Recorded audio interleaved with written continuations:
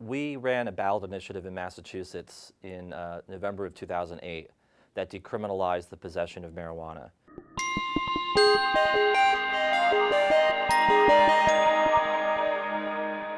So that initiative, which passed with 65% of the vote on Election Day, the same day that Obama was elected president, we were able to do away with the threat of arrest, jail, permanent criminal record, the threat of people losing their children or their right to adopt children or their right to have guns and so forth. We did away with all those penalties and all those collateral sanctions.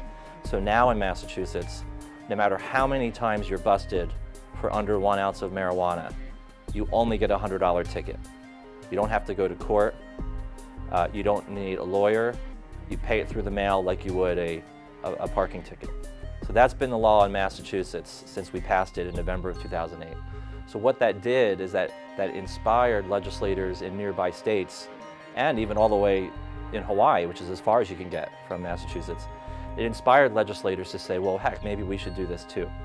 So as a result, Connecticut just decriminalized marijuana through the state legislature. Rhode Island is almost surely going to decriminalize marijuana, if not this year, then next year. Hawaii is getting very close to decriminalizing marijuana. And then there's going to be movement in places like Delaware and Maryland and a couple of other states up in the Northeast. So this is kind of a new wave of activity. Vermont also has a pretty good chance of decriminalizing marijuana in the next year or so. In fact, I just talked to the Governor of Vermont on the phone the other day, and he said it's one of his top priorities, and he was disappointed that we couldn't decriminalize marijuana this year, and he's going to really try to make sure that his colleagues in the state legislature make it happen next year. So, we're getting support from the highest levels of government.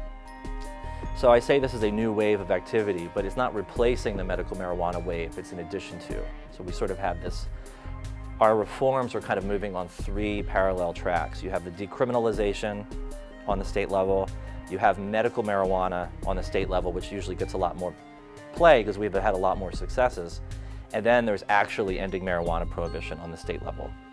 And the states that are most likely to wipe prohibition out and replace it with a regime that looks like alcohol regulation, the states that are by far the most likely are California and Colorado. And both of those states are going to be voting on that very question on the same day in November of 2012. And I bet you that at least one of those 2 passes.